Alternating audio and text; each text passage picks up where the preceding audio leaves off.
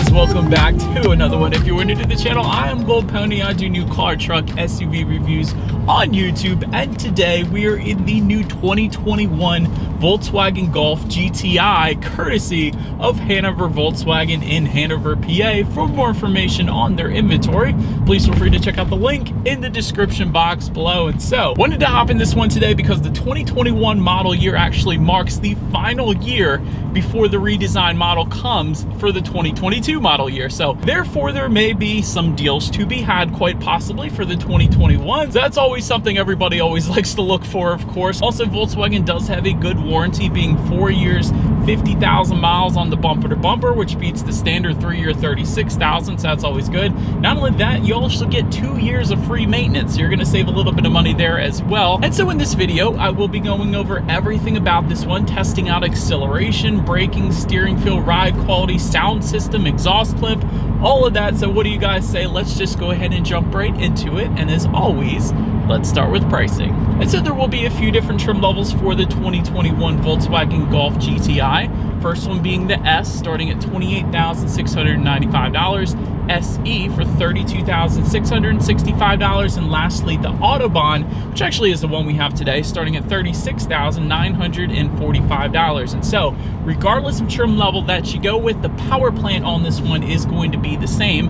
Powering this little beast is going to be a 2-liter turbocharged inline 4-cylinder engine, putting out 228 horsepower at 5,000 RPM, 258 pound-feet of torque, available at around 1,500 RPM. Power sent to the front wheels through 2 excellent transmission options. I could already tell you from having test driven both of them in the past: 6-speed manual or 7-speed DSG with paddle shifters, which actually is the one we have today. And I'm going to test out these paddle shifters once again just to make sure they still react quickly for us here. But all in all, 0 to 60 time comes in at approximately 6 seconds flat, with MPG numbers coming in at 25 in the city, 33 on the highway. And this one actually can take regular or premium unleaded fuel. Obviously, premium is going to give you the better horsepower and torque numbers. If you put regular unleaded fuel in this thing, you are going to see a slight decrease in those numbers. And so, but now before we do any kind of paddle shifter test or acceleration test in this one, did want to mention there are, of course, some drive modes. And so the drive mode button is located just to the left of the shifter.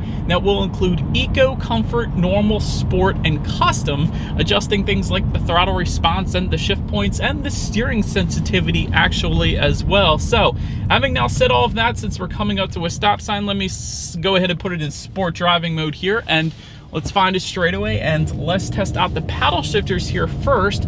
Just want to make sure they still react as quickly as they used to when I test driven this thing in the past. So before I do this, I did want to mention, if you put the shifter all the way to the back to the right, that is going to be your full manual shift mode. It's actually going to tell you what gear you're in up on the digital portion of the gauges as well. And so now, I think we found our straightaway here. Let's go ahead and put these paddle shifters to the test and see how quickly they react for us here.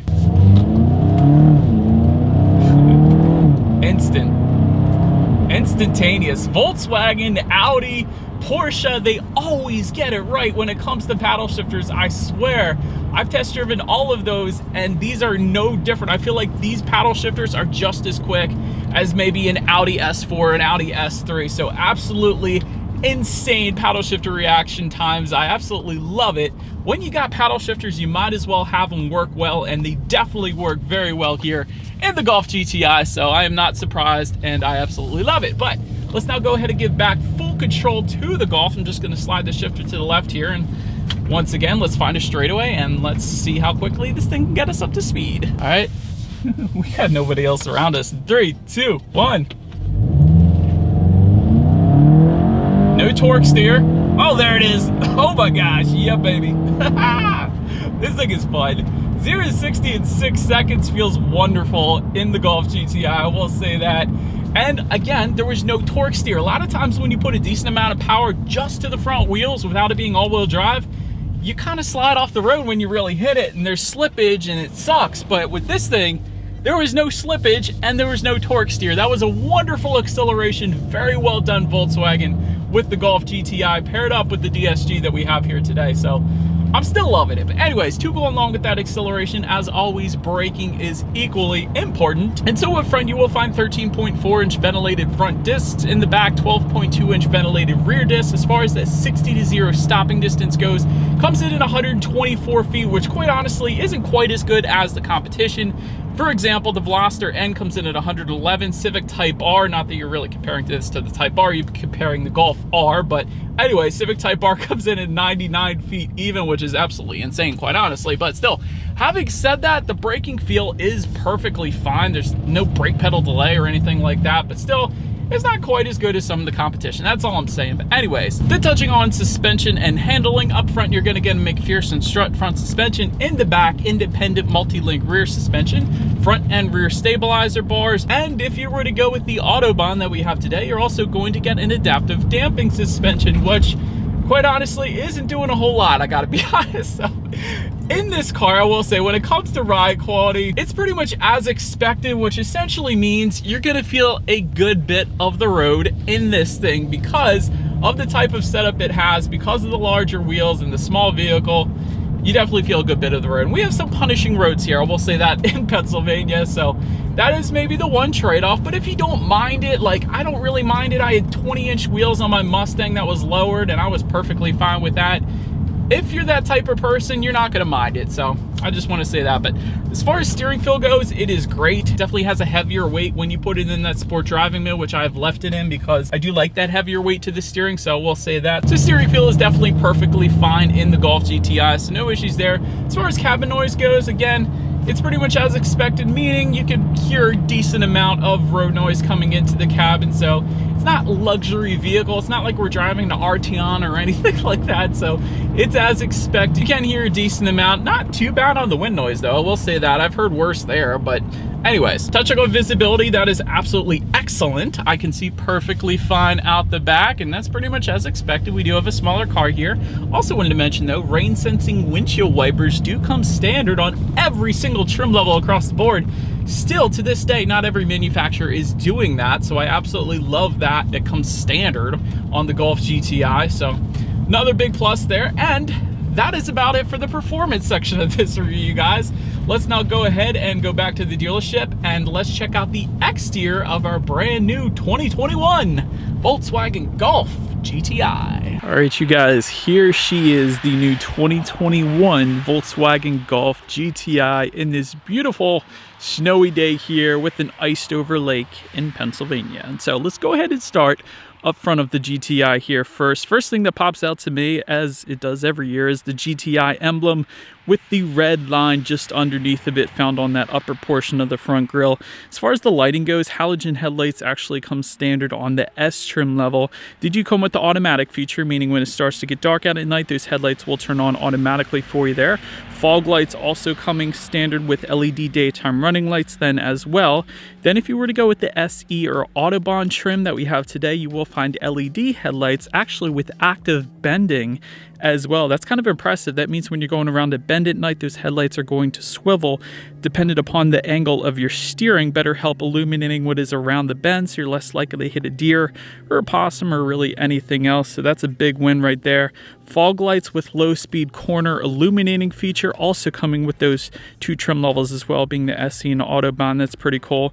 And you will find front air curtains down at the bottom portions of that front bumper there as well, helping direct air around the wheel and tire combination. So that's always nice for aerodynamics as well. But now let's go ahead and make our way to the side of this one. So now, since we are around to the side, black window surrounds do come standard. When it comes to the side mirrors, they are power adjustable gloss black side mirrors. They actually do come heated. That comes standard for all trims as well, with LED integrated turn signals as well. You guys can probably see on those front fenders there is some GTI badging to go along with the GTI badging in the front. That's pretty cool.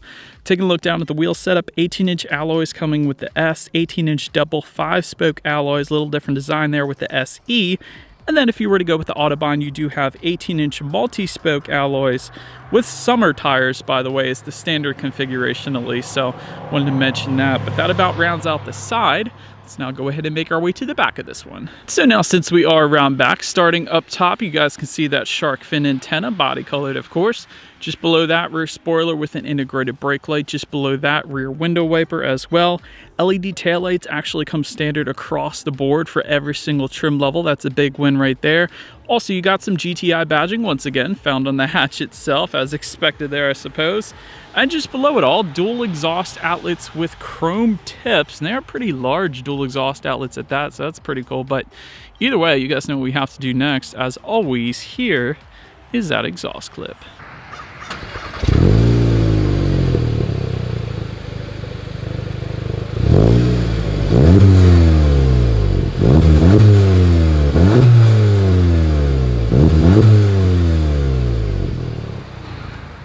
But now, since we are around back of the Golf GTI, when it comes to opening that rear hatch, there are a few different ways to go ahead and do that. There is a button on the key fob itself. That is one way, but the best way to open up that rear hatch though is the Volkswagen logo itself. A lot of people don't even know about that. If you're not a Volkswagen person, you probably don't, but if you press in on the upper portion of that Volkswagen logo and lift up then underneath, that is the coolest way to go ahead and open the rear hatch. But nonetheless, once opened up, cargo capacity comes in at 17.4 cubic feet, which is a decent amount for a hatchback.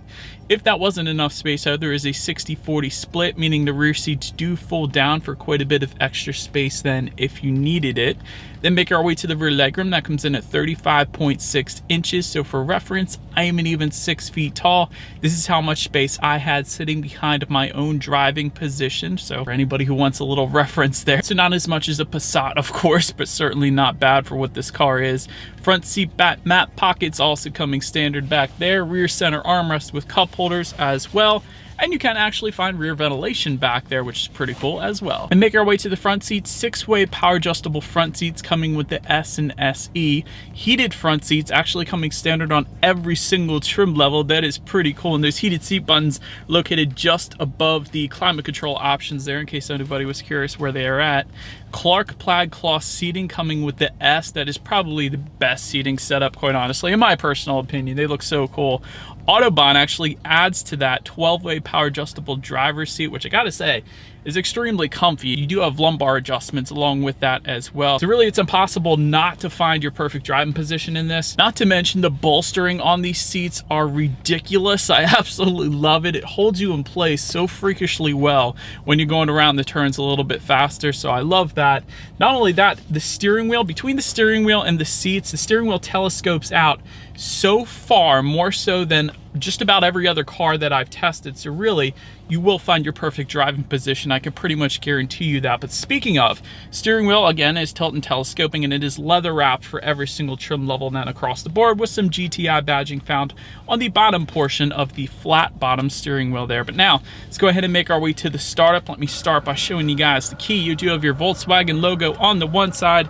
It is technically a switchblade key, although you're not going to need that because it is keyless entry with a push button start. If you go with the SE or Autobahn, the S trim level, you will need it because it is a regular traditional start up there. But anyways, wanted to mention that, so I'm just going to put my foot on the brake and press that engine start button located just to the left of this shifter then. And so once started up, when it comes to the gauges, tachometer is all the way to your left, speedometer to your right. There is a small digital display front and center to control what is on that digital display. There are steering wheel mounted controls on the right side of the steering wheel, giving you things like how many miles you have left until you hit empty. There's your outside temperature, trip A, trip B, of course, Bluetooth information when you need your next oil change. There's actually a lap timer up there, of course, since we're in a Golf GTI. That's pretty cool. And you can check out your driving statistics or some navigation information. The list goes on. So really quite a bit you could check out up there if you wanted to. But now let's go ahead and make our way to overall interior quality. First thing I want to mention, there's a panoramic sunroof that comes with the SE and Autobahn, not the S. So wanted to mention that to you guys.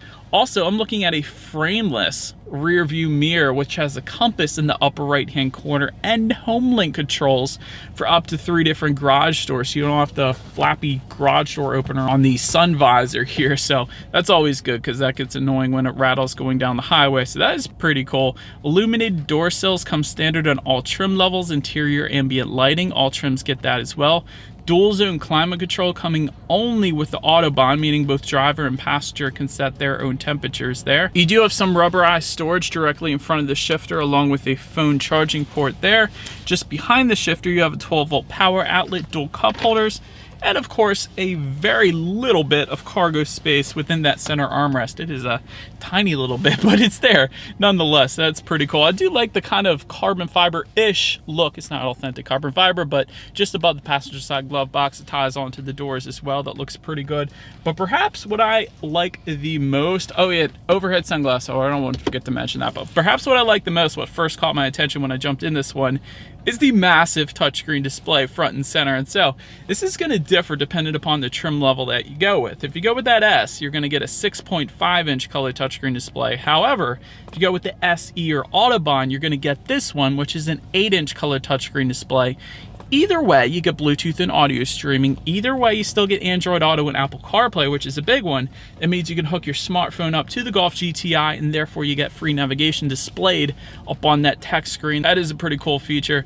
Factory navigation system coming with the SE and Autobahn, although you don't need it as long as you have a smartphone anyways. You can check out your fuel information up there as well. There's a pretty cool looking clock up there if you wanted to leave that up there. Weather information, and of course your radio settings as well. And so when it comes to the sound systems, again, of course they're going to differ dependent upon the trim level that you go with. 6 speakers coming with the S and SE trims. However, Autobahn trim is going to give you a Fender premium sound system. So having said that, I think you guys know what we have to do next. Let's go ahead and turn on the radio, see what we got playing today, and let's test out the clarity of this one.